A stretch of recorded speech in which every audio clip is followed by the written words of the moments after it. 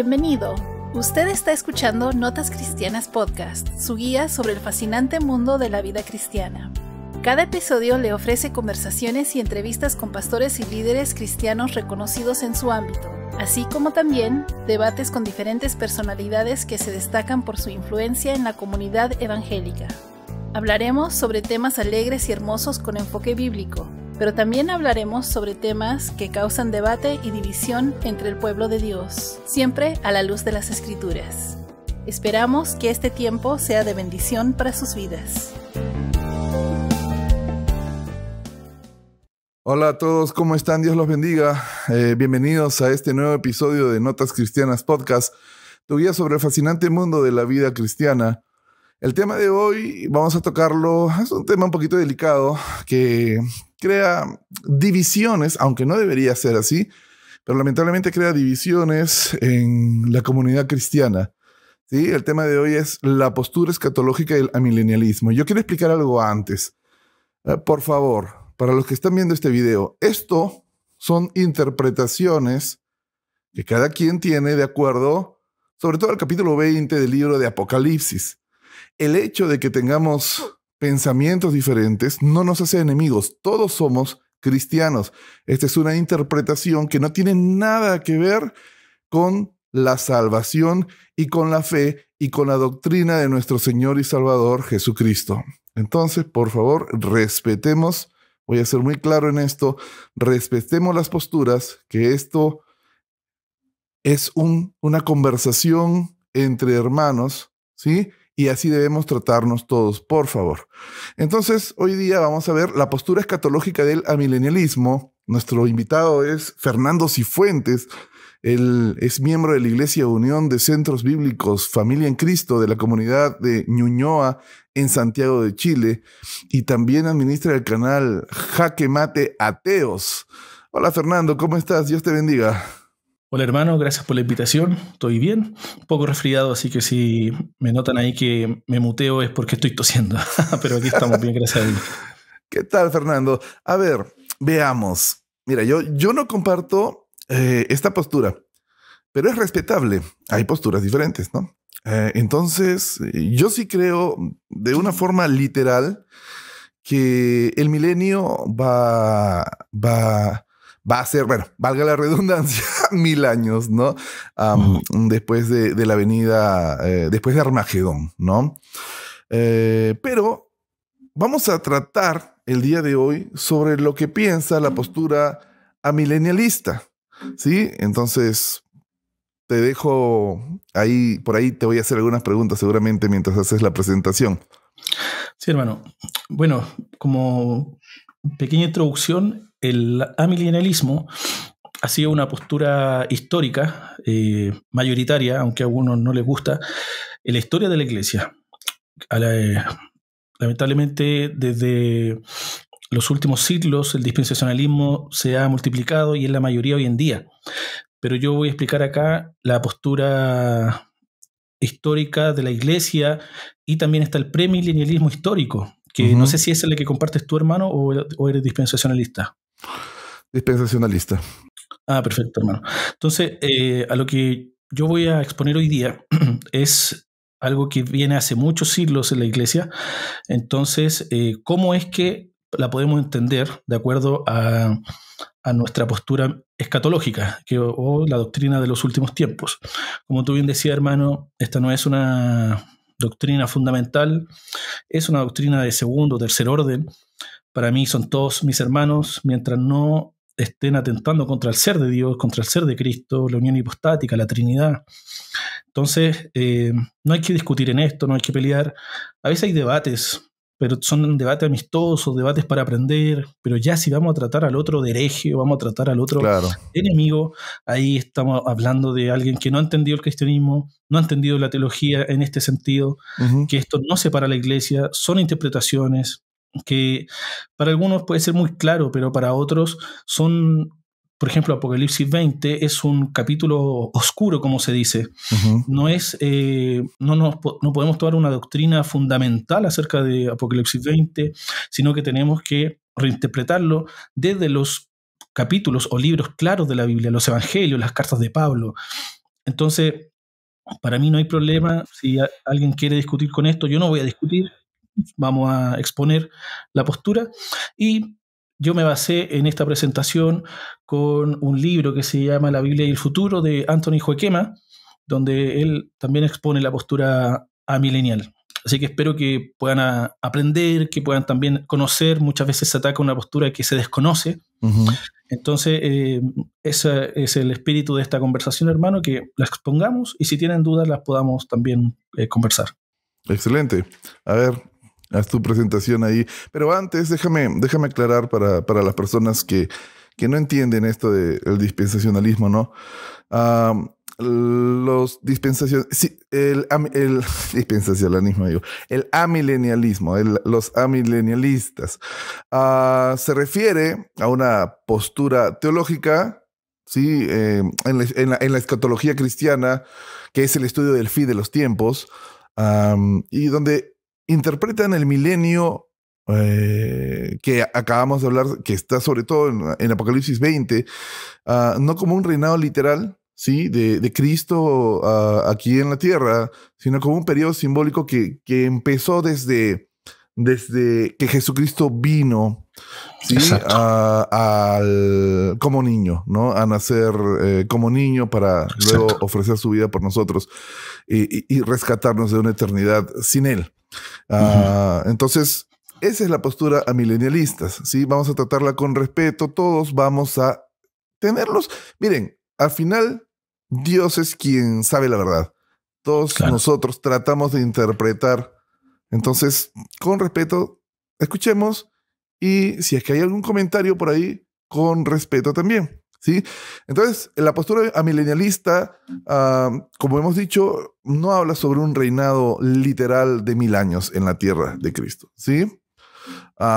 Se puede decir que sí y no, es como el ya, pero todavía no. Todas las posturas escatológicas tienen el ya, pero todavía no. Hay una escatología inaugurada y una escatología futura o que viene. Entonces vamos a entender que el reino de Dios ya está en la tierra, pero también vamos a vivir un reino de Dios en la eternidad. Y eso es lo que cree la postura, la postura milenial.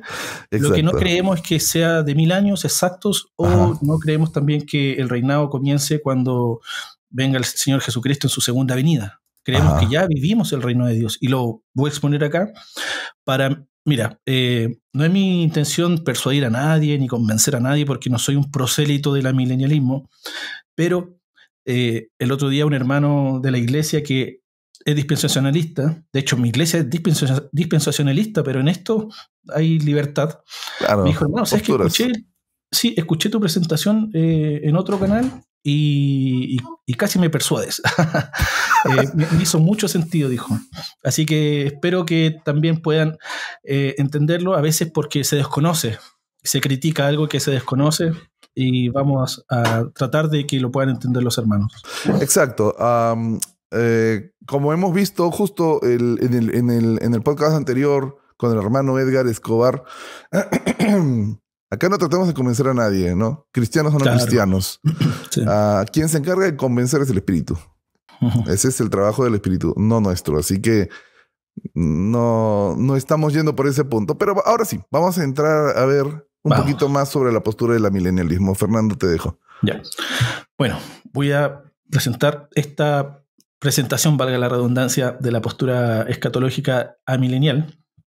Mi nombre es Fernando Cifuentes, yo soy arquitecto de profesión, soy estudiante de teología de Centros Teológicos Bautistas, que queda en Perú. Así que mira. Sí, ya llevo un tiempo ahí estudiando. Después quiero ya sacar una maestría o un diplomado ya en los centros, en el Seminario Teológico Bautista del Sur. Así que ese es mi plan. ¿En dónde? ¿En el seminario? Estados Unidos. Ok. Sí. Porque déjame decirte que yo crecí en una iglesia bautista, ¿sabes?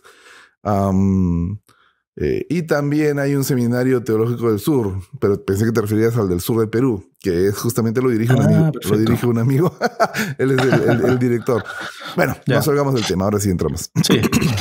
Es que los centros teológicos bautistas donde estudio, es online, muy bueno, excelente nivel, y tiene convenios también allá con seminario teológicos del sur, bautistas del sur de Estados Unidos. Así que vamos a entrar. Primero voy a definir los mitos y definir también qué es el amilenialismo, la definición histórica. Vamos a presentar algunos esquemas escatológicos de las distintas posturas para que podamos tener un mapa mental. Luego vamos a entender la escatología del Nuevo Testamento. Luego vamos a entender el Apocalipsis. Luego vamos a entender los puntos más importantes de Apocalipsis 20, que en mi caso creo que es la atadura de Satanás y la primera y segunda resurrección. Y vamos a terminar con unas conclusiones. ¿Ya? Esto no es un libro, esto no es un estudio acabado, esto es un resumen del resumen. Así que si tienen más dudas o quieren aprender más, puedo recomendar algunos libros al final del episodio. Pueden entrar también a su canal Jaque Mate Ateos. Ateos, sí. Ahí van a poder estar viéndolo.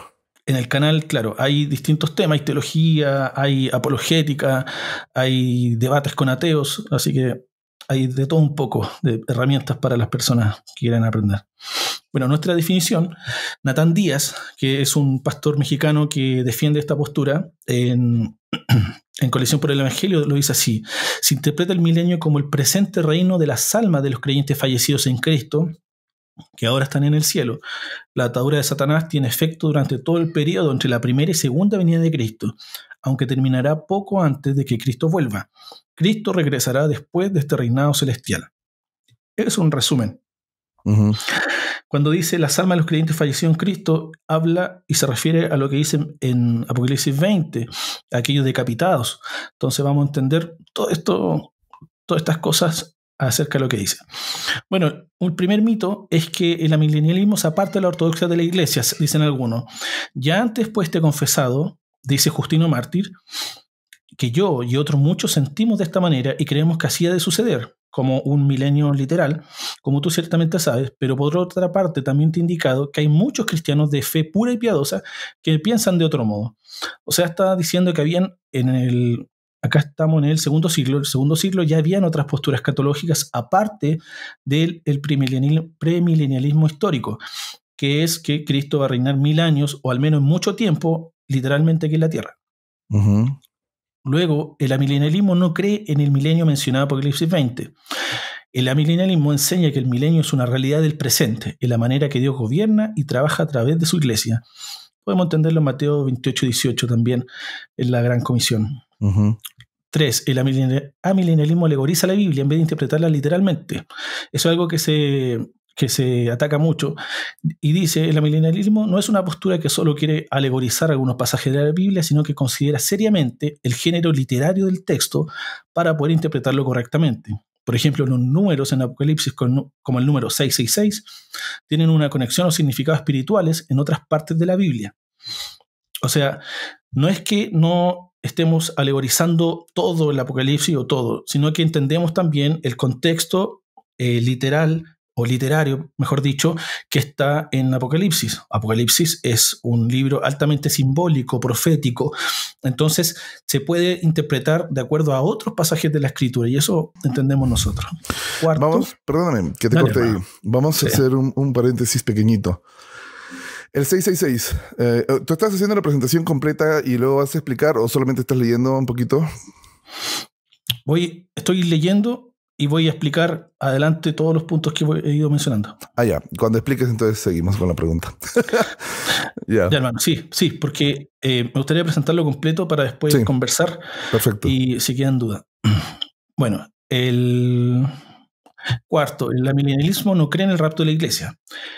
La pregunta que las diferentes posturas se hacen solo tiene que ver con cuándo sucederá este evento. ¿Sucederá antes de un periodo de 7 años de tribulación final, como un evento secreto? ¿Sucederá como parte del glorioso retorno de Cristo para hacer juicio sobre sus enemigos y gobernar en la tierra eternamente? O sea, no es que no creamos, sino que es cuándo va a ser eso.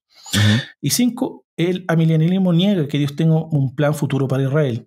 El amilenialismo no niega o limita las promesas de Israel, sino que las magnifica. Si entendemos cómo Jesús cumple todas las promesas hechas en la ley, como dice Pablo, y cómo los verdaderos herederos de las promesas hechas a Abraham lo reciben por la fe y no por la etnicidad, entonces esas promesas son magnificadas. O sea, ya no es a una nación, a una etnia, sino que ahora son a todo el mundo, queremos nosotros. Ujú. Por eso dice que son magnificadas. Entonces estas promesas son magnificadas, como decía. Podemos gozarnos en el cumplimiento de las promesas de heredar la tierra, también en el reinado de Jesús, no solo para los judíos, sino para judíos y gentiles, como un solo pueblo, y una sola esposa de Cristo, la Iglesia, y no solo durante 1000 años, sino por toda la eternidad. Además, en cuanto a diferentes interpretaciones sobre la conversión futura de Israel como nación descrita en Romanos 11, ninguna de ellas es incompatible con una interpretación amilenial. En ese punto no hay mayor discusión si es que Israel se va a convertir completamente, se va a convertir solo en parte, o Israel es parte de la Iglesia. Ahí hay diferentes posturas dentro del amilenialismo que no hay conflicto en realidad. Ujú. Bueno, Agustín de Hipona dice: me parece que los 1000 años pueden interpretarse de dos maneras. Según una de ellas, los 1000 años son el tiempo presente, como el sexto día, a cuyos últimos años seguirá el sábado, que no tiene ocaso, es decir, el eterno reposo de los santos. La otra interpretación es ver los 1000 años todo lo que dura el mundo, usando un número perfecto para simbolizar la plenitud del tiempo, ya que 1000 años es el cubo de 10. Si frecuentemente se usa el 100 como señal de lo completo, mucho más lo será 1000. Luis Berkov, que tiene su teología sistemática que yo utilizo mucho, dice: el concepto amilenial es puramente negativo. Sostiene que no hay suficiente base escritural para la espera de un milenio y está firmemente convencido de que la Biblia favorece la idea de que la dispensación presente de Dios en su forma consumada eterna. El amilenialismo ha sido el único concepto más ampliamente aceptado. Es el único que se expresa o se implica en las grandes confesiones históricas de la Iglesia y siempre ha sido el concepto que prevalece en los círculos reformados. Eso hay que tener atención, en los reformados. Ujú. Herman Bavinck también tiene su dogmática reformada. Dice: el Nuevo Testamento no sugiere en ningún pasaje que la Iglesia de Cristo obtendrá poder y dominios terrenales como el Israel del Antiguo Testamento. En lugar de eso, como su maestro, la Iglesia peregrina puede esperar la cruz de la persecución y del sufrimiento.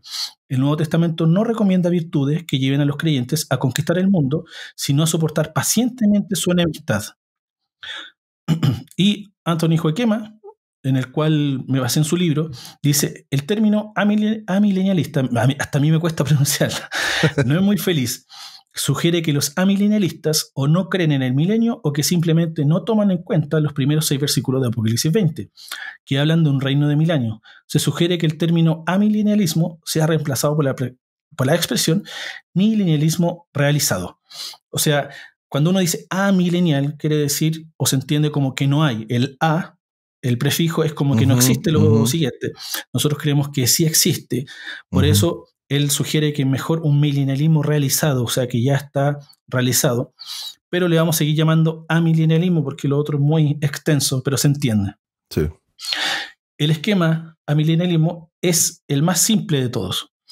En el sentido, no es que sea lo más sencillo, sino que es lo más simple de acuerdo para entenderlo. Está la primera venida de Cristo, está la era de Israel antes de eso. Entre medio, al final estará la nueva creación, el regreso de Cristo y el juicio final están juntos, y entre medio está el milenio, que significa la era de la iglesia. Simple. Primera venida de Cristo, segunda venida de Cristo, juicio final, y entre medio ya está el milenio, y esa es la era de la iglesia. Luego del regreso de Cristo está la nueva creación para la eternidad.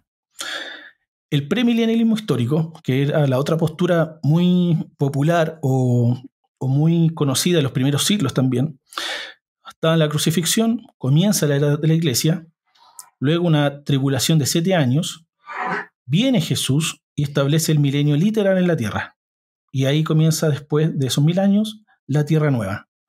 Eso básicamente, pueden haber pequeñas diferencias, pero básicamente es el premilenialismo histórico. El premilenialismo dispensacional es un poco más complejo. Está la primera venida de Cristo, al final de la era de Israel, comienza la era de la iglesia, está el rapto secreto, luego viene el regreso de Cristo y comienza, entre el rapto y el regreso de Cristo está la tribulación de 7 años y luego comienza el milenio de 1000 años y luego el juicio final y la nueva creación. Vamos a tocar estos temas a lo largo de la presentación. ¿Cómo lo entiende la postura amilenial? Y luego está el postmilenialismo, que a mí también me atrae, y es la primera venida de Cristo, está la era de Israel, y luego comienza la era de la iglesia con el milenio. Pero el milenio cada vez va hacia un positivismo, va hacia una edad de oro, va hacia mayor influencia de la iglesia en el mundo, y luego cuando se cumpla, ya viene el regreso de Cristo y el juicio final, que es la nueva creación. Yo tengo una presentación de un pastor chileno que se llama Nathan Anderson en mi canal, donde explica esta postura, y ahí explicamos por qué me hace tanto sentido a mí. Es muy interesante, es la minoría, pero tiene bastante sentido, hermano, en lo personal. Uh-huh. Luego, cuando entramos en la escatología del Nuevo Testamento, vamos a ver la escatología de Jesús, la de Pablo y la de Pedro, cómo ellos entendían el final de los siglos. No sé si tiene alguna pregunta hasta aquí, hermano. Bastante, pero pero cuando comiences a explicar después ya a fondo, a profundidad, ahí vamos a hacerlo. Perfecto. Ya. Bueno, en la escatología de Jesús, él habla de una parábola clave para entender la escatología general, es la parábola del trigo y la cizaña. No la vamos a leer ahora, pero básicamente dice que él deja crecer el trigo y la cizaña, y luego del tiempo cumplido de esta era, vienen los ángeles y van a separar el trigo y la cizaña. Uh-huh. Y de ahí comienza unos para granero y otros para el fuego eterno. No hay algo intermedio. No pensamos que hay un tiempo intermedio, y vamos a ir viendo lo que explica. Bueno, Jesús luego explica la parábola y él usa algo de aion en griego, que eso es siglo, época o era. Él habla de este siglo y el siglo venidero. No habla de un tiempo intermedio. Siempre habla este siglo y el venidero. Él nunca habló de un reino terrenal intermedio. Siempre habló, como digo, este siglo y luego la eternidad. Y el reino de Dios para Jesús también lo vamos a explicar acá. Joquema dice: estamos en el reino y sin embargo anhelamos su plena manifestación. Compartimos su bendición actualmente y sin embargo esperamos todavía su victoria total. Damos gracias a Dios por habernos traído al reino del Hijo que Él ama y sin embargo continuamos orando: venga tu reino. ¿Hay una contradicción acá? No, no hay una contradicción. Lo que pasa es que vivimos el reino de Dios, ya nacimos de nuevo, estamos en el reino espiritual de Dios, pero también anhelamos el reino consumado de Dios. Uh-huh. Luego, el ya, pero todavía no, eso decía al principio. Sí. Los cristianos actualmente viven en el reino inaugurado, con Cristo reinando desde el cielo. Además, ellos esperan la materialización plena del reino de Cristo, cuando Él gobierna la tierra eternamente. El reino inaugurado sobrevivirá a la tribulación y el sufrimiento, pero también obtendrá la victoria a medida que se difunda el Evangelio. En la consumación del reino, del nuevo cielo y la nueva tierra, habrá descanso eterno.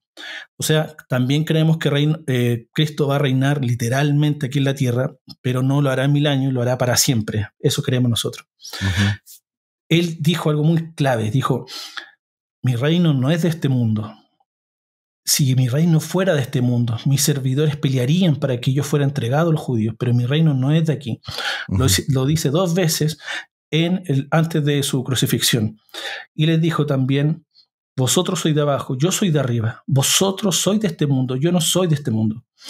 El reino el mundo del Señor va a ser el reino inaugurado, la nueva creación, la nueva tierra, después de ser destruida por fuego, como dice Pedro. Entonces, esto es básicamente lo que yo venía diciendo. Está la creación, que es la era pasada, que así lo llama la iglesia, la Biblia. Está la primera venida de Cristo y luego la segunda venida de Cristo. En el centro está la era presente, o este aion, o este siglo. Uh-huh. Y la Biblia lo menciona también como días postreros o fin de los tiempos. Luego está la era por venir, que es el siglo venidero. Pero la Biblia habla siempre del día postrero o el fin del tiempo. Uh-huh. Hace una diferencia clara ahí. Los días postreros es hoy día, el fin de los tiempos es hoy día. Pero cuando la Biblia habla del día postrero o el fin de los tiempos, habla de la parusía, o sea, la segunda venida de Cristo. Ahí hay una diferencia clave en el lenguaje profético de la Biblia. Esto también lo decía, este siglo o el siglo venidero. Este siglo es malo. Siempre el Señor hablaba de este siglo. ¿Qué pasa en este siglo? Los hijos de este siglo. Persecuciones para los discípulos. No os conforméis a este siglo. Satanás es el Dios de este siglo. Un presente siglo malo. anteriormente andaban conforme a la corriente de este siglo. Son expresiones de la Biblia, del Nuevo Testamento. Y el siglo venidero siempre es bueno. Los hijos de luz, vida eterna para los discípulos de Cristo, transformados por la renovación de vuestro entendimiento, la gloria de Cristo, que es la imagen de Dios, un siglo futuro de justicia, ahora andan conforme a los valores del siglo venidero. También hace esta dicotomía la Biblia en su escatología en dividir este siglo con el venidero, este siglo y el venidero. Este siglo es malo, el siglo venidero es bueno. Vamos a estudiar la escatología de Pedro brevemente. También hablan de un reino no terrenal dirigido a los expatriados o gentiles. Dice Pedro en 2:9, pero vosotros sois linaje escogido, real sacerdocio. Recordemos que él era judío. Nación santa, pueblo adquirido para posesión de Dios, a fin de que anunciéis las virtudes de aquel que os llamó de las tinieblas a su luz admirable. Pues vosotros en otro tiempo no erais pueblo, pero ahora sois el pueblo de Dios. No habéis recibido misericordia, pero ahora habéis recibido misericordia. Él habla también de una nación, de un pueblo, de un reino, podríamos decirlo, y él incluye a los gentiles acá. Entonces, él no habla de un reino literal o de una nación literal judía aquí en la tierra. Él habla de algo a los gentiles, le está escribiendo él en su primera carta.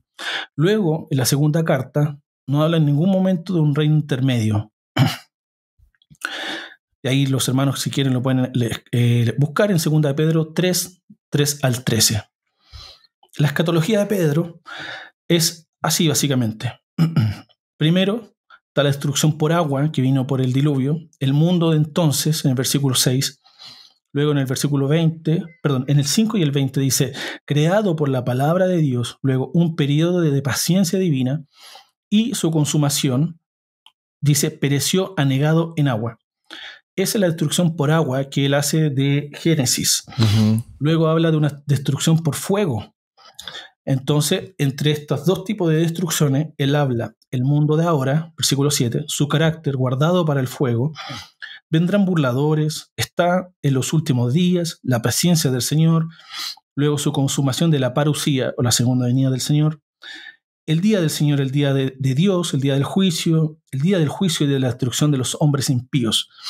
Y luego habla también de la destrucción por fuego. Dice, así como el mundo fue destruido, el mundo de entonces fue destruido por agua, ahora va a ser destruido por fuego. El nuevo mundo, el versículo 13, su carácter cielo nuevo y tierra nueva, en los cuales mora la justicia, su consumación no tiene final, es el día de la eternidad. O sea, él tampoco presenta un reino intermedio después de la destrucción, sino que él habla de este siglo y del siglo venidero y incluye también el mundo entonces antes del diluvio. Esa es la escatología detallada de Pedro, que encontramos en su carta. En Pablo, ya para ir terminando esta parte, 1 Tesalonicenses 4, 16, 18. Y aquí hace alusión un poco a lo que algunos hermanos conocen como el rapto. Porque el Señor mismo, con voz de mando, con voz de arcángel y con trompeta de Dios, descenderá del cielo, y los muertos en Cristo resucitarán primero. Luego nosotros los que vivimos, los que hayamos quedado, seremos arrebatados juntamente con ellos en las nubes para recibir al Señor en el aire, y así estaremos para siempre con el Señor. Por tanto, alentados los unos a los otros con estas palabras. Este es el versículo más ruidoso de la Biblia, dicen los teólogos.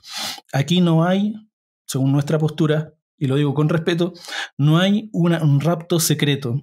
Aquí el Señor mismo, con voz de mando, con voz de arcángel y con trompeta de Dios, o sea, es algo ruidoso, todo el mundo lo escuchará, todo ojo le verá, descenderá del cielo y los muertos en Cristo resucitarán primero. O sea, viene el Señor y viene con ruido, no viene secretamente, todo ojo le verá. Así lo entendemos nosotros. Luego Pablo en 1 Corintios 15 dice, he aquí os digo un misterio, no todos dormiremos, pero todos seremos transformados en un momento, en un abrir y cerrar de ojos al final de la trompeta, porque la trompeta sonará y los muertos serán resucitados incorruptibles y nosotros seremos transformados. También habla de que en un momento él une el rapto o el arrebatamiento, que prefiero nombrarlo así, el arrebatamiento. Yo también. Qué bueno, hermano. El arrebatamiento con la segunda venida del Señor y su establecimiento acá. En un momento seremos transformados. La escatología de Pablo también menciona en Filipenses 3:20, pero nuestra ciudadanía está en los cielos, de donde también esperamos al Salvador, al Señor Jesucristo, el cual transformará el cuerpo de la humillación nuestra para que sea semejante al cuerpo de la gloria suya, por el poder con el cual puede también sujetar a sí mismo todas las cosas. Vemos también que nuestra ciudadanía está en los cielos. Siempre se menciona que nuestra ciudadanía está en los cielos. Nosotros somos parte del reino de Dios, pero que está en los cielos. Somos, como dice, embajadores, dice la palabra, somos embajadores del reino de Cristo hoy en día. Entonces, Pablo también lo menciona. Pablo también dice en 2 Tesalonicenses 2, 7, 8, porque ya está en acción el misterio de la iniquidad, solo que hay quien al presente lo detiene, hasta que él a su vez se haya quitado de en medio, y entonces se manifestará aquel inicuo, a quien el Señor matará con el espíritu de su boca y destruirá con el resplandor de su venida. Aquí nosotros entendemos que habla del anticristo. Para algunos, el anticristo es solamente una figura. Primera Juan habla del espíritu de anticristo, que hay muchos anticristos, pero nosotros creemos que Pablo aquí está hablando de una persona que estará guiada por el diablo, que el Señor matará cuando venga su segunda venida. Y tiene todo sentido cuando Satanás sea soltado, según Apocalipsis 20, y comience también la gran tribulación. Creemos también que hay una gran tribulación y que ese va a ser el tiempo para que pueda tocar, por así decirlo, a la iglesia. Pero el Señor, cuando venga, va a destruir, dice, y matará con el espíritu de su boca y destruirá con el resplandor de su venida. ¿Cómo entendemos el Apocalipsis entonces? Ya entramos al Apocalipsis. El género literario, luego vamos a entender preterista y futurista, ¿qué significa esto? Y luego si se lee de forma cíclica o lineal. El género literario, dice la Biblia, la palabra de Dios escrita por hombres, en una variedad de géneros literarios. Historias, por ejemplo, Jueces, Josué, Reyes, poemas, tenemos salmos, tenemos proverbios, luego tenemos profecías, Daniel, que se mezcla ahí con histórico, tenemos Apocalipsis, y en el caso de Apocalipsis es en gran parte histórico, sobre todo en su inicio, y literal, en las cartas que escribe o cuando dice... escribe lo que vayas viendo. Entonces entendemos que hay una parte literal, pero también cuando Juan ya comienza a ver señales en los cielos, comienza a ver el dragón, comienza a ver un ángel con una cadena, vemos que es algo profético, figurativo, de una verdad real. Eso entendemos nosotros. Preterista significa que fue algo que pasó en el pasado, o futurista. Podemos entender también que hay cosas que aún no han ocurrido. Es necesario entender que Apocalipsis presenta un panorama de eventos que abarcan desde la primera venida de Jesús hasta su segunda venida. Tiene mensajes para las 7 iglesias y relata el fin de los tiempos. O sea, hay iglesias que ya no existen hoy en día, pero eran esas 7 iglesias del Apocalipsis. Eso es algo preterista, es algo que ya ocurrió, pero también entendemos que relata el fin de los siglos y eso es algo que no ha ocurrido. Entonces pensamos ahí que hay cosas que han ocurrido y otras cosas que no han ocurrido, y eso hay que tener en cuenta también. Es cíclico y no lineal. Para esto hay libros, hermanos, donde explican esto. Dice, cada uno de estos aspectos se repite a lo largo de todo el libro, desde diferentes ángulos, con diferentes énfasis en cada repetición. Las trompetas, las copas y sellos llevan un paralelismo progresivo o recapitulación. Si usted comienza a leer las copas, las trompetas, las copas y los sellos, va a ver que hay una secuencia.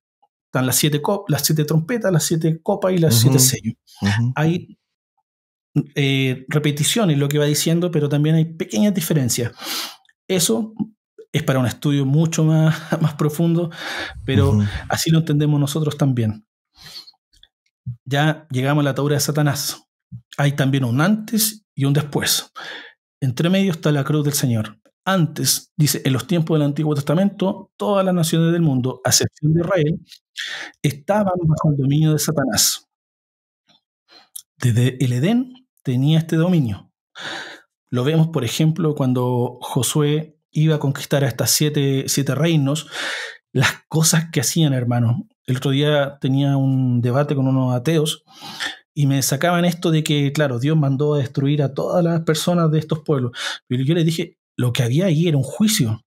Había incesto, había asesinato, había bestialidad. Entonces, Ese era el dominio de Satanás. Bestialismo. Claro, bestialismo, y había un montón de otras cosas más que ocurrían, homosexualidad, en un sinfín. Entonces había un dominio espiritual de Satanás desde el Edén hasta Cristo. Ahí están los versículos que apoyan esto, que es Mateo 4, 8 al 11 o Hechos 26, 15, 18. Luego del Señor, la venida del Señor, la intención del diablo es incitar un conflicto escatológico prematuro, provocar el Armagedón antes del tiempo de Dios. Pero el Cristo exaltado, a través de la agencia de un ser angélico, este ángel que viene a atar, ha despojado temporalmente a Satanás de su habilidad para orquestar a las naciones de la tierra para la batalla final. Siempre se dice, una crítica que yo lo he visto en debates, una crítica al amilenialismo, es que, claro, Satanás está atado, pero su cadena es muy larga. Y Satanás está obrando en el mundo, está obrando en las naciones. De hecho, puede tocar a los cristianos. Pablo tenía un aguijón en su carne, que era un azote de Satanás, dice la palabra. Lo vemos también en otras partes de la Biblia donde Satanás también toca la vida de las personas. Lo que nosotros creemos es que Satanás está atado en el sentido de que no puede convocar a las naciones en contra del pueblo de Dios. El pueblo de Dios hoy en día, después de Cristo, va contra las puertas del Hades y nada prevalecerá contra él. Las puertas del Hades no prevalecerán contra la iglesia. Creemos también que Él nos ha dado toda autoridad para ir y predicar a las naciones y hacer discípulos de las naciones. En ese sentido, el amilenialismo cree que Satanás está atado, porque lo dice Apocalipsis 20. Lo podemos leer después, hermano. Sí, acá sí déjame hacerte una pequeña interrupción. Dale, hermano. Entonces, de acuerdo a la postura, obviamente están diciendo que Satanás ya está atado, ¿cierto? Pero aún tiene libertades. No está atado para no mover a las naciones en contra de Israel. Entonces, ¿cuál es la postura del amilenialismo con todas estas naciones árabes que están en contra del pueblo de Israel? ¿Quién cree que les está moviendo? Ya, eso es algo que lo explicaba un poco al principio. Nosotros creemos que Satanás no es que esté en contra de una nación de Israel. Uh-huh. Nosotros creemos que Satanás está atado para la iglesia, para que la iglesia pueda ir y hacer discípulos a las naciones. Esto se une mucho con Apocalipsis 28, con Mateo 28, cuando el Señor, antes de subir al cielo, da la gran comisión y dice, uh-huh, ir y predicar a la nación, a todo el mundo, bautizando en el Padre, el Hijo y el Espíritu Santo. Antes había un dominio de Satanás en las naciones. Después de Cristo ya hay una libertad para ir y hacer discípulos a las naciones. En el sentido espiritual lo entendemos nosotros. Entonces no lo vemos como la nación de Israel, sino que la iglesia. En ese sentido, hermano. Sí. Nosotros entendemos como el día D y el día B de la Segunda Guerra Mundial. Un anexo que me gustó mucho, dice: el advenimiento de Cristo, o sea, cuando vino Cristo, fue el suceso más importante de la historia humana. La primera venida de Cristo fue como el día D, que fue el 6 de junio de 1944, en que se libró la batalla decisiva de la guerra, que garantizaba la derrota final del enemigo. Es el desembarco en Normandía, cuando se derrotó, y fue una batalla estratégica donde los aliados derrotaron a los nazis. La segunda venida de Cristo será como el día B, o el día de la victoria, en el que el enemigo depondrá finalmente sus armas y se rendirá. El creyente neotestamentario vive, digamos, entre el día D y el día B. Nosotros creemos que la cruz golpeó tan fuerte a Satanás que no puede ir contra la iglesia, en el sentido de que la iglesia vaya y predique en las naciones. La iglesia puede ir y convertir, puede ir y transformar vidas. Entonces, ¿hay una persecución? Sí, hay persecuciones, no lo negamos. Pero también el evangelio ya no está solamente en los judíos, sino que el evangelio se expandió a los gentiles. Y eso creemos nosotros, que Satanás, como dice la palabra en Pablo, que el acta de decretos que no era contraria ahora está clavada en la cruz. está con una herida de muerte, pero aún sigue tratando de herir a la iglesia, en lo que cuanto Dios le permita también. Así que eso creemos nosotros, hermanos, en ese sentido. Entonces, ¿hay alguna indicación en el Nuevo Testamento de que Satanás fue atado en el tiempo de la primera venida de Cristo? Lo podemos entender con Mateo 18, 12, 28, 29. Pero si yo por el Espíritu de Dios echo fuera a los demonios, ciertamente ha llegado a vosotros el reino de Dios. O sea, dice, si ahora yo, Jesucristo, puedo echar fuera demonios, es porque ahora ya está el reino de Dios. Porque ¿cómo puede alguno entrar en la casa del hombre fuerte y saquear sus bienes si primero no le ata? Entonces podrá saquear su casa. El Señor está diciendo que Él ató al hombre fuerte y ahora puede saquear al hombre fuerte. Ahora, la casa que se refiere el Señor eran las personas, eran los cristianos que antes estaban bajo el gobierno de Satanás. El vocablo griego de atar al hombre fuerte es el mismo que se utiliza en Apocalipsis 20 para describir la atadura de Satanás, que es deo. Se puede decir que Jesús ató al diablo cuando triunfó sobre él en el desierto al rehusar ceder a sus tentaciones. El Señor tuvo una victoria tremenda en el desierto cuando Satanás le muestra todas las naciones de la tierra y le dice, todo esto te daré si postrado me adorares. El Señor pudo cumplir esa tentación, pudo salir victorioso y ya de ahí comienza a atar a Satanás y ya ese fue el primer golpe, ya en la cruz lo demolió. Uh-huh. ¿Hay alguna indicación en el Nuevo Testamento de que Satanás fue atado en el tiempo de la primera venida de Cristo? Lo tenemos en la Gran Comisión, como te venía diciendo, hermano, Mateo 28, 16, 20. Pero los 11 discípulos se fueron a Galilea, al monte donde Jesús le había ordenado. Y cuando le vieron, le adoraron, pero algunos dudaban. Y Jesús se acercó y les habló diciendo, toda potestad me es dada en el cielo y en la tierra. Por tanto, id y haced discípulos a todas las naciones, bautizándolos en el nombre del Padre, del Hijo y del Espíritu Santo, enseñándoles que guarden todas las cosas que os he mandado. Y aquí yo estoy con vosotros todos los días hasta el fin del mundo. Creemos que ya, por así decirlo, Jesucristo desbloqueó las naciones para que la iglesia salga a predicar y a ser discípulos antes que le pertenecían a Satanás. Entonces sí, ¿hay un gobierno de Satanás en el mundo? Sí lo hay, pero eso no quita de que la iglesia pueda ir en contra del Hades y derrumbar sus puertas. Y ya para ir terminando, la primera y segunda resurrección que habla, dice, en primer lugar tenemos la primera muerte, que obviamente una referencia a la muerte física, la corporal, así lo entendemos nosotros, es la muerte a la que fueron sometidas mártires cuando la bestia los decapitó por negarse a adorar su imagen. Eso está en Apocalipsis. Nosotros creemos que los que están reinando en el cielo son aquellos mártires que murieron, porque dice que fueron decapitados por negarse a adorar la imagen de la bestia. Segundo, entonces tenemos la segunda muerte, es decir, una muerte no física que consiste en un castigo eterno. Tercero, la segunda resurrección, implícita por la existencia de una primera resurrección, es ciertamente la resurrección física y corporal de los injustos, que van a ir a una condenación eterna. Y luego, la primera y segunda resurrección, dice el libro de Sam Storms, otro libro que también recomiendo mucho para esto, dice, se refiere exclusivamente a la experiencia de los mártires en el estado intermedio. ¿Qué es el estado intermedio? No hablo de un reino intermedio en la tierra, sino que hablo de cuando uno muere hasta que espere el día final, por así decirlo. Cuando uno muere se va al cielo. Eso es el estado intermedio. Dice, se refiere exclusivamente a la experiencia de los mártires en el estado intermedio. Juan está describiendo la entrada al estado intermedio y las bendiciones de la vida que trae consigo. Algunos piensan que todos los que morimos vamos a estar reinando con Cristo en este reino espiritual. Otros piensan que son solamente los decapitados, los que murieron, los mártires. Yo creo que somos todos, hermanos, todos los que nos negamos a adorar a la bestia. Entonces, el creyente muere físicamente, pero experimenta resurrección espiritual. En cambio, el incrédulo es resucitado físicamente, pero experimenta la muerte espiritual. En eso resumimos nosotros la primera y segunda resurrección de Apocalipsis 20. Apocalipsis 20 y el estado intermedio.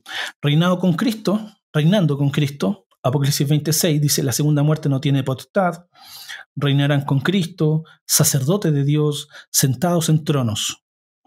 Luego, promesa a los vencedores, que no solamente se dan en Apocalipsis 20, sino que en Apocalipsis 20, en el 3, así. Dice: no serán dañados por la segunda muerte, son promesas.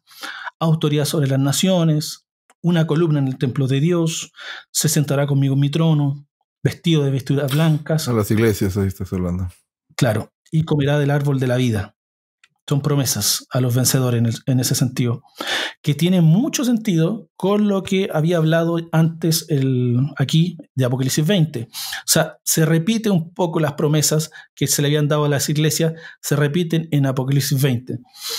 Y el estado intermedio dice: bajo el altar de las almas de los que habían sido muertos, se les dieron vestiduras blancas. Y Lucas 23:43 al ladrón dice: hoy estarás conmigo en el paraíso.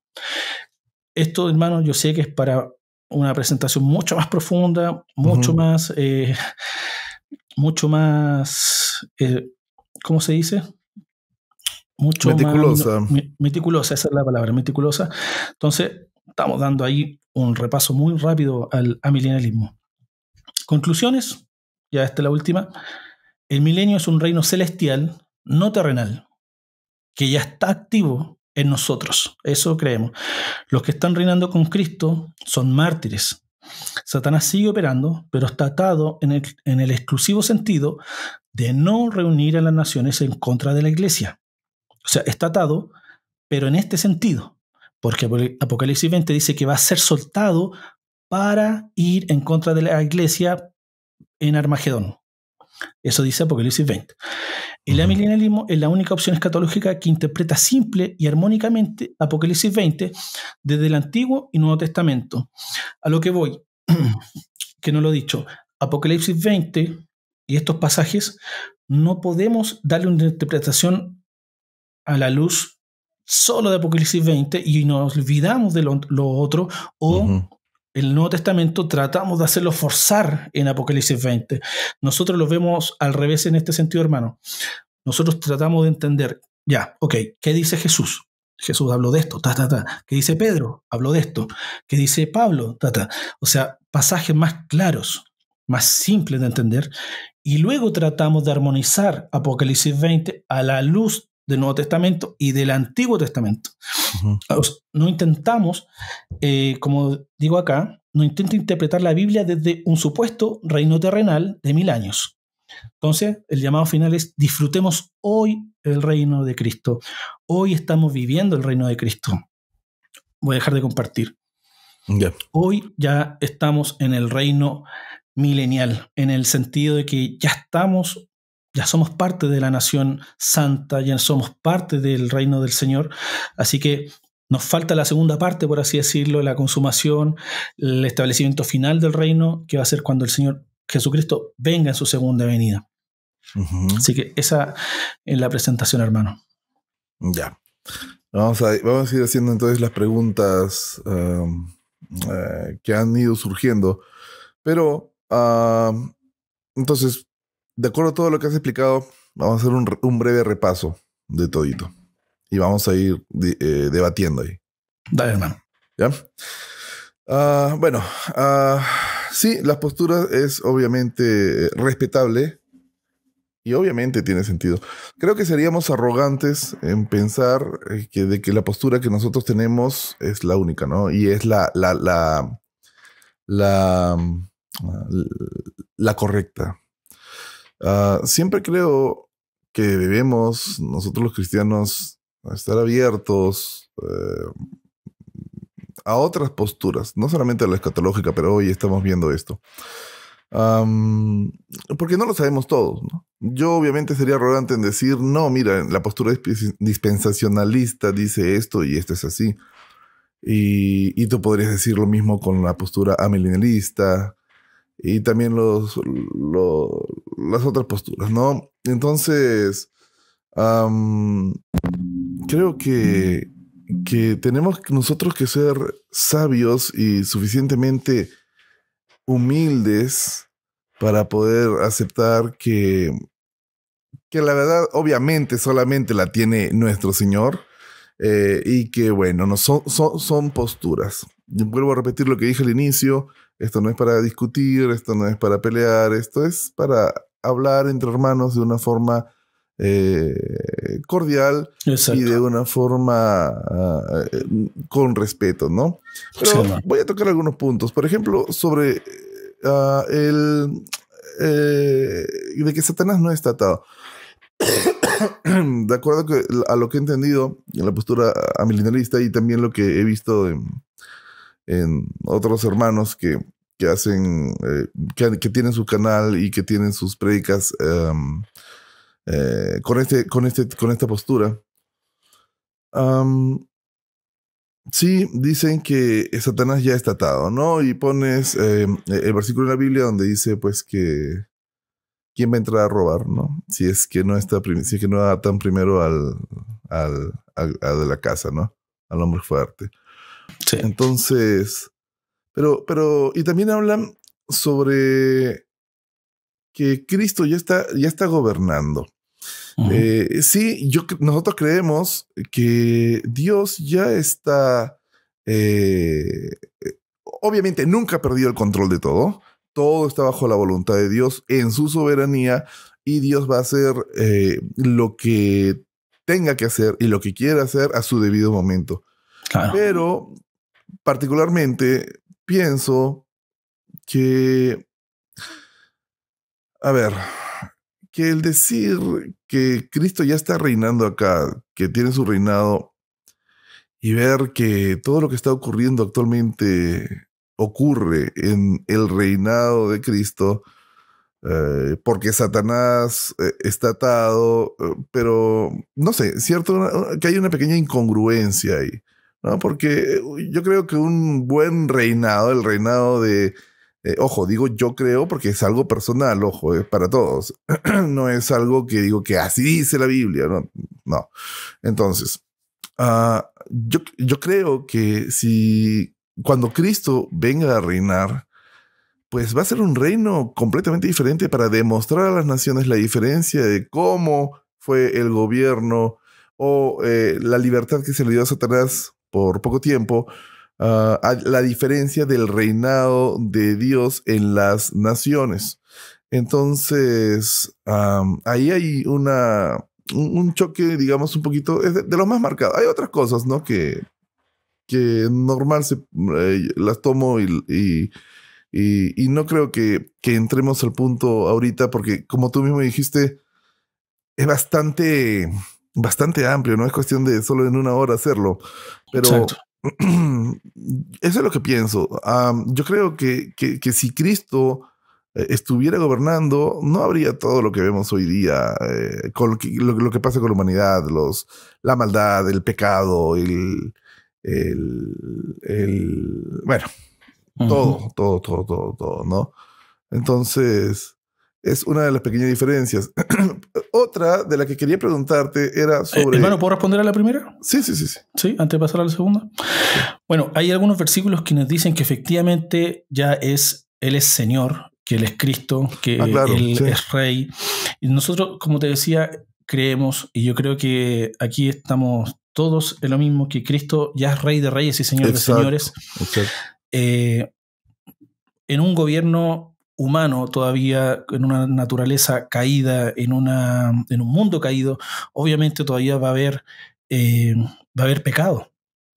Pero, por ejemplo, en Mateo 28 dice, de hecho, en la Gran Comisión dice, pero los 11 discípulos se fueron a Galilea, al monte que Jesús le había señalado. Cuando le vieron, le adoraron, mas algunos dudaron. Y acercándose Jesús les habló diciendo, toda autoridad me ha sido dada en el cielo y en la tierra. Él tiene toda autoridad. Uh-huh. Y al final toda lengua confesará que Jesucristo es el Señor, uh-huh. Toda rodilla se doblará ante Él, dice la palabra. Y ahí dice, id pues y haced discípulos de todas las naciones, bautizándolo en nombre del Padre, del Hijo y del Espíritu Santo. Tenemos también en Hechos 2:33, dice que Pedro afirma que Jesús ha sido exaltado y hecho Señor y Cristo. Efesios también dice 20:21, Dios lo puso sobre todo principado y autoridad. Primera Corintios también dice Pablo, porque es preciso que Él reine hasta que haya puesto a todos sus enemigos debajo de sus pies. O sea, yo creo que no hay duda de que Cristo está reinando hoy en día, solamente que algunos no se quieren someter a su reinado, pero nosotros, la iglesia, ya está reinando, ya Él es rey de nuestras vidas. No, obvio, claro, por supuesto. Es diferente a un reinado natural, me refiero al reinado un físico, reinado político. ¿No? Sí, hermano. Nosotros creemos que sí está reinando de manera espiritual hoy en día la iglesia, claro. Y luego la eternidad lo va a hacer de una forma, llamémoslo, político o de una forma terrenal en la tierra. Pero ya soberana. creemos que hay un reino. Sí. Y en su reino establecido no va a haber pecado, no va a haber incorrupción, no va a haber llanto. Así es. Entonces ahí yo creo que se va a cumplir lo que tú dices, mi hermano. Ya. Otro de los puntos es sobre el 666. Lo mencionaste, pero nunca lo aclaraste un poquito. Entonces, de acuerdo a lo que yo tengo entendido, ustedes piensan que la marca de la bestia no es algo físico, sino que es una marca que... justo esto estaba discutiendo la vez pasada con el hermano Edgar Escobar. ¿Y en qué postura tiene? Él creo que es amilenialista. Ok, ya. También. Entonces, me estaba hablando también respecto a la marca, ¿no? Y piensan que no es física. A ver, dime. Claro. A ver, dime lo que piensan. ¿Lo puedo leer para que tengamos el contexto? Así es. Ya. Del 15, a ver, se le concedió dar aliento a la imagen de la bestia para que la imagen de la bestia también hablara y hiciera dar muerte a todos los que no adoran a la imagen de la bestia. Y hace que a todos, pequeños y grandes y ricos y pobres y libres y esclavos, se les dé una marca en la mano derecha o en la frente, y que nadie pueda comprar ni vender, sino el que tenga la marca, el nombre de la bestia, o el número de su nombre. Aquí hay sabiduría, el que tiene entendimiento, que calcule el número de la bestia, porque el número es el de un hombre, y su número es 666. Ajá. Sí, hermano. Bueno, nosotros entendemos, cuando Juan está viendo esto, no lo entendemos de una manera literal, no porque queramos espiritualizar todo, sino que, como te decía en la presentación, entendemos que hay un lenguaje profético, un lenguaje apocalíptico que no se da en otros lugares. También lo otro que ocurre en Apocalipsis es que toma muchos recursos del Antiguo Testamento y vemos que Satanás, la bestia, el falso profeta imitan lo que Dios ya había dicho en el Antiguo Testamento. Entonces eso de marcar en la frente y en la mano está en el Antiguo Testamento. Lo otro del 666 es una forma de recalcar que es una imagen del hombre. El 6 sí o sí, como el 1000 es una imagen de perfección de un tiempo terrenal, es 666, creemos que es y lo dice de hecho, porque el número es de un hombre. Y creemos que es un reinado humano, por así decirlo, que quiere Satanás poner su marca en la gente que no es cristiana. Por ejemplo, cuando Juan ve un dragón o ve una madre con estrella en su cabeza y con un bebé y escapando el dragón, no entendemos que sea literal. No. Entendemos que es simbólico. Exacto. Entonces, claro, esa es nuestra pregunta. ¿Por qué en algunas partes simbólico y en otras partes lo vamos a entender literal? Hay que leer el contexto, ¿no? A veces habla de una forma literal y a veces habla de una forma para que saquemos la interpretación. Porque no todo lo que vio lo podía entender el mismo Juan cuando lo vio. Exactamente. Entonces, tenía que explicarlo de una forma u otra. Claro, sí, pero por eso lo digo. Cuando Juan está viendo un dragón o ve, por ejemplo, en mismo Apocalipsis 13:11 dice, y vi otra bestia que subía a la tierra, tenía 2 cuernos semejantes a los de un cordero y hablaba como un dragón. Claro, y luego más abajo dice, del 666, no veo una diferencia clara en que ya esto es literal y esto es profético o es simbólico. Nosotros entendemos que eso es simbólico. Esa es nuestra hermenéutica, por así decirlo, de Apocalipsis. Algo que me explicaba Edgar, de acuerdo a sus estudios, era de el sello y la marca, ¿no? La diferencia de un sello y la marca. Nosotros estamos sellados por el Espíritu Santo de Dios. Y una marca, un sello no se puede sacar. En cambio, los que están marcados aún tienen oportunidad, obviamente mientras estén en vida, de poder arrepentirse, ¿no? Entonces, y básicamente es lo que me estaba diciendo y es básicamente lo que tú también estás interpretando, ¿no? Sí, ahí eso yo creo que puede entrar en la interpretación. No me atrevería a decir esa es la verdad. Por ejemplo, hermano, si nos vamos al Shema, y esto es lo que te decía, dice Deuteronomio 6, dice, y estas palabras que yo te mando hoy estarán sobre tu corazón y las repetirás a tus hijos y hablarás de ellas estando en tu casa, andando por el camino y al acostarte y cuando te levantes. Y las atarás como una señal en tu mano y estarán como frontales en tus ojos. Ya ahí hay una señal que el diablo quiere utilizar en el futuro. Y luego dice en Éxodo 13, y te será como una señal sobre tu mano y como un memorial delante de tus ojos, para que la ley de Jehová esté en tu boca. Vemos que Juan está viendo una similitud entre lo que ocurría en el Antiguo Testamento con lo que Satanás quiere hacer en el Nuevo Testamento. Pero ¿va a haber gente marcada con 666 acá? No, entendemos que es algo espiritual. Entendemos que ese es un sello espiritual que el diablo quiere, o una marca, perdón, espiritual, que el diablo quiere poner en sus súbditos, por así decirlo, en sus hijos. Otra cosa también, ¿cómo toman en la postura del amilenialismo los dos testigos? Porque algunos creen que va a ser obviamente dos personas, ¿no? Piensan que va a ser Moisés y Elías, ¿no? Yo pienso que es la iglesia y también Israel, ¿no? Sí, yo creo lo mismo. Ese es lo que te decía, hermano. Algunos lo toman muy literal y dicen que es tal cual como dice Apocalipsis. Apocalipsis habla que... discúlpame. Déjame buscar el versículo. Sí. Ya dice... Pero excluye el patio, no mida, y otorgaré autoridad a mis dos testigos y es profetizar por 1270 años de silicio. Claro, ahí también podemos darle una interpretación. Tú dices que la iglesia y Israel, otros dicen que sí van a venir dos hombres a hacer milagros y a hacer cosas así. Es parte de la interpretación. Yo creo que es la iglesia, y la iglesia también incluyo a Israel en los judíos mesiánicos, por así decirlo. No, mesiánicos. Porque no todo Israel cree en Jesús. Yo creo que sí va a ser Israel, pero en el sentido de aquellos que creen en Cristo, como lo era Pablo o era Pedro. Entonces sí creo que puede ser Israel y la iglesia, los gentiles. Ya. Sí, en eso yo creo que pensamos lo mismo. Y respecto a las 7 iglesias... Yo creo que eso es preterista, eso ya ocurrió, pero es un mensaje universal para todas las iglesias, en el sentido de que todavía podemos tomar enseñanzas de ahí, todavía Dios le está hablando ahí a un pueblo perseguido, un pueblo que está entrando en persecución. Venía ya Nerón. Algunos creen también, y esto ya es parte también de la especulación, que el anticristo era Nerón. Que era un mensaje. Nerón fue un tipo de anticristo, ¿no? Y hay muchos tipos de anticristo que se han presentado, pero todavía no es el final, ¿no? No quiere ser poseído. Porque Pablo dice, como leí ahí, que el Señor va a venir y va a destruir a aquel inicuo. No dice anticristo, pero dice que va a destruir a aquel inicuo con el resplandor de su venida.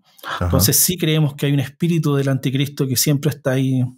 Bueno, ahí dice que los va a lanzar al lago de fuego, al anticristo, al falso profeta, ¿no? Sí. Así es. Pero sí, las 7 iglesias eran iglesias que antes formaban, bueno, lo que en la actualidad es Turquía. Estaban ahí las 7 iglesias y sí, fue, digamos, de una manera directa, hablada en su tiempo, pero creo que a lo largo de la historia también podemos tomarlo de acuerdo a cómo vivimos, ¿no? Sí, sin lugar a dudas. Exacto. Entonces, ¿en qué iglesia estamos, no? Exactamente.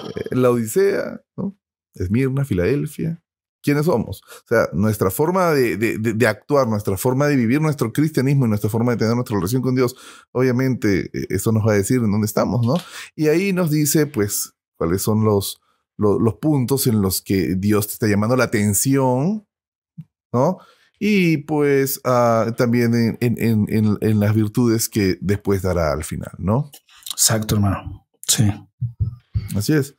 Y hay posturas también que creen que la tribulación de esos 7 años va a ser al inicio. Hay posturas que dicen que va a ser al medio, a los 3 años y medio segundos, que es la gran tribulación. ¿No? Y hay posturas en que dice que el cristiano va a ser rescatado o librado o arrebatado después. ¿Ustedes creen en una gran tribulación, el milenarismo? Hay diferentes posturas en ese sentido. Hay una visión totalmente preterista, que yo creo que no se da solamente en el amilenialismo, que creen que la gran tribulación ya pasó en el año 70, cuando cayó Jerusalén. Piensan algunos, yo no pienso así. En eso hay también libertad de pensamiento, pero dice explícitamente Apocalipsis 20, cuando los 1000 años se cumplan, Satanás será soltado de su prisión y saldrá a engañar a las naciones que están en los 4 extremos de la tierra, a Gog y Magog, a fin de reunirlas para la batalla. El número de ellas es como la arena del mar. Lo que creemos nosotros es que antes de la venida del Señor, va a ser soltado Satanás plenamente y va a reunir a la nación en contra de la iglesia. Y eso va a ser la gran tribulación. No decimos que va a ser en 7 años, no decimos que son entre año y medio, pero sí creemos que va a haber una gran tribulación, al menos yo lo creo. Y esto tiene todo sentido también con lo que dice Pablo, de aquel inicuo que será destruido. Entonces sí va a haber una unificación mundial del mundo, político, países que van a atacar a la iglesia, hermano. Ya. Entonces, el arrebatamiento, la postura.